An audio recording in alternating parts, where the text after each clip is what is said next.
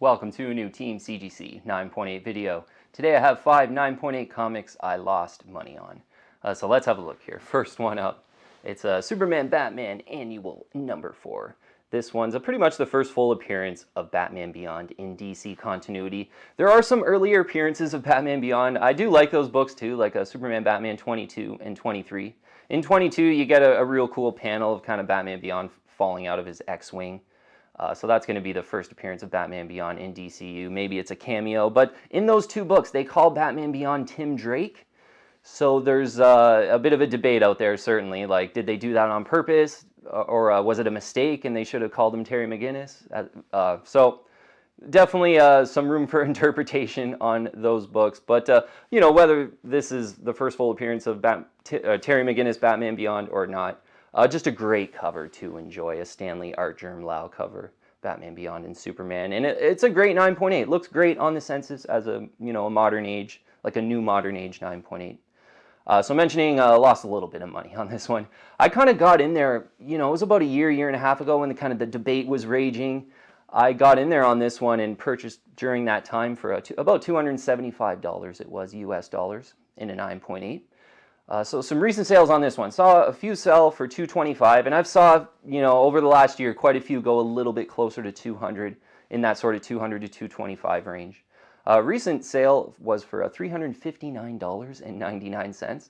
I think that's a straight up overpay, basically.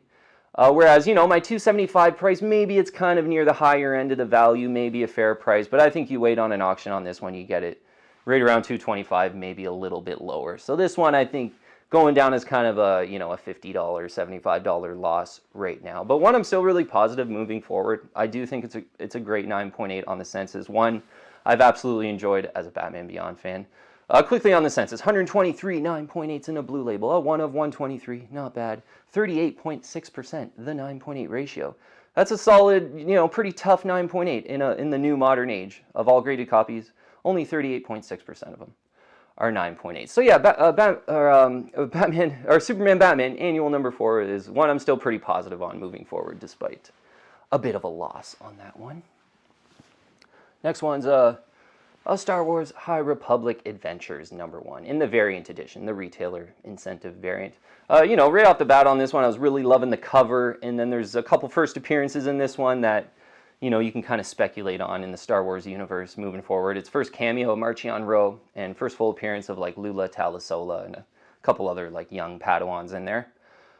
So it was making sense for me as a new book, but it was pretty hot, and those prices they were looking really bad, I would say, up until about 2 to 3 weeks ago when these High Republic books started to heat up a little bit, actually. So I got 2 of these in a 9.8. One I paid, it was like $91, and another one was like $110 or $115, I believe. So recent sale on this one, $102.50. So one of my purchases is kind of looking okay, but this was one for over the last year. Like, I bought these when they first came out. About 2 to 3 months later, they really cooled down, and quite a few of these had sold for like $60, $55 kind of deal. But again, High Republic books and Old Republic books, there have been some rumors recently. They're kind of heating up. So $102.50, looks like I'm losing a little bit of money on one of them and getting in the green on the other one. Quickly on the census for this one, 882 9.8s in a blue label, and 95% the 9.8 ratio, so not a real tough 9.8. But yeah, it's still probably one to consider. I wouldn't say, like, if you're not a Star Wars fan, I wouldn't go after this one. But if you are a Star Wars fan, and maybe you like the High Republic era and wanting to speculate on a couple characters, High Republic Adventures number 1 might work for you. But not really like a surefire investment kind of book, but great Yoda cover that I've definitely enjoyed, despite a little bit of an overpay.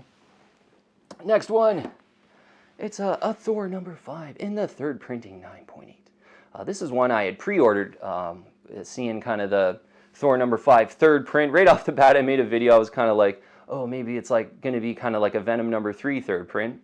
I think the issue with this one, though, is kind of everyone knew it looked sort of cool and it was very heavily ordered. Whereas that Venom number 3 3rd print, people were kind of still really loving the first print when that 3rd print came out, and it wasn't very heavily ordered, which kind of makes it a better collector item. So this one, pretty heavily ordered. I believe my pre-sale price was $79.99.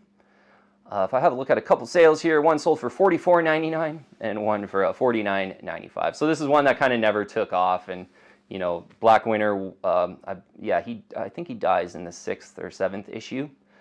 And he hasn't really came back since. So this one has really cooled down and never kind of reached its potential. And to be honest, probably one if you are liking the Black Winter idea, first full appearance of Black Winter in this one, I'd probably go for the first print or the variant cover. Yeah, I think just time has shown that collectors aren't really going after this third print too much. So I'd probably pass on this one moving forward. There's a 979 9.8s in this third print, 9.8, and 92.4% is the 9.8 ratio. So not a very tough 9.8 either.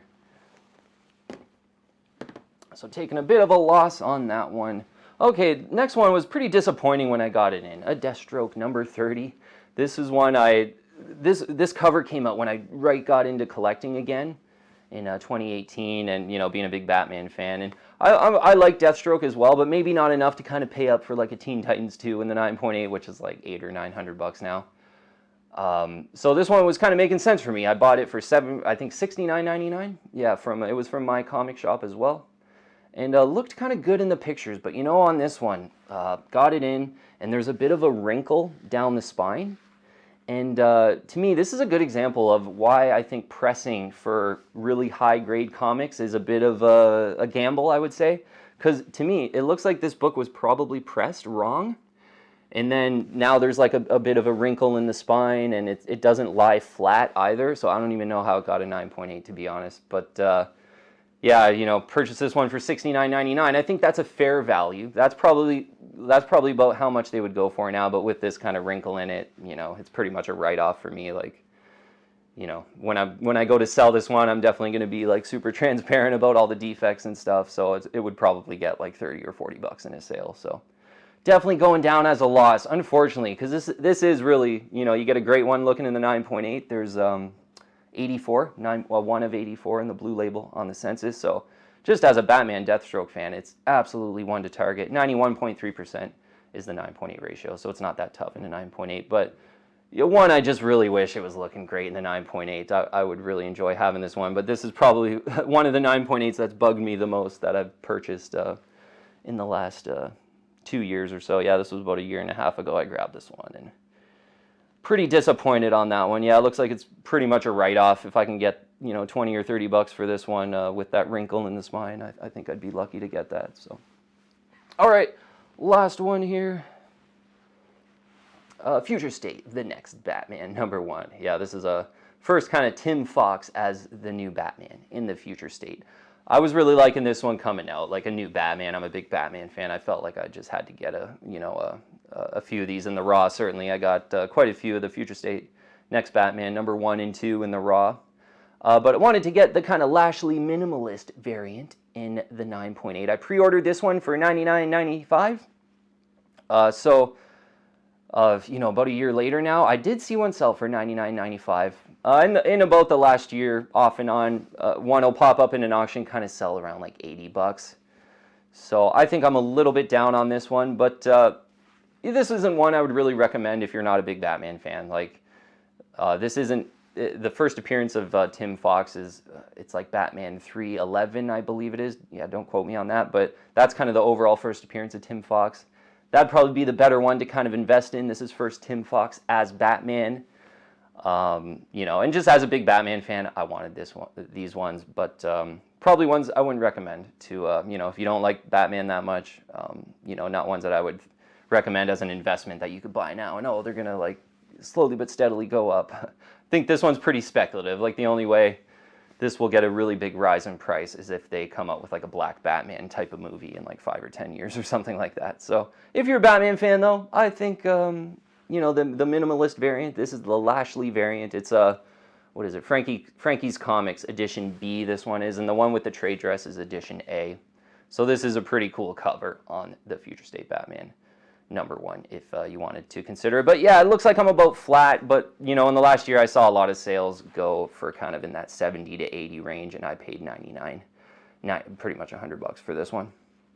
Quickly on the census, 85 9.8s, a 1 of 85 in the blue label for this minimalist variant, and a 94.4% the 9.8 ratio, so not that tough of a 9.8. One I would only recommend if you're a big Batman fan. All right, team. So just wanted to go over a few books that I, noticing I lost a little bit of money on. And you know what? If you look at all these books, the sort of common thing about all of them is pretty much they're all modern 9.8s. I would say 4 of them, pretty much all 4, like Superman, Batman Annual 4, I think is pretty investable. Like that's one I think is still a pretty good go on. But all the other ones aren't tough in a 9.8. They're pretty much brand new books. So it just kind of shows you, like, a lot of times I do recommend, like, just, 1980s, 1990s, no-brainer key issues, big first appearances of heroes. You almost can't go wrong with those kind of books. Whereas in the modern age, you're kind of taking your chances and speculating a little bit. And yeah, I think these examples show that, it's possible to kind of lose a little bit of money on some of these modern 9.8s. So yeah, I think it's worth it to kind of, keep things really simple and kind of stick to those no-brainer 1980s and 1990s key issues if you're really investing in comics in the 9.8s. Okay, we'll leave it at that though, team. Thanks so much for watching. I'll see you on the next one. If you're liking my content, please subscribe and hit that bell, and I'll keep you updated on future videos.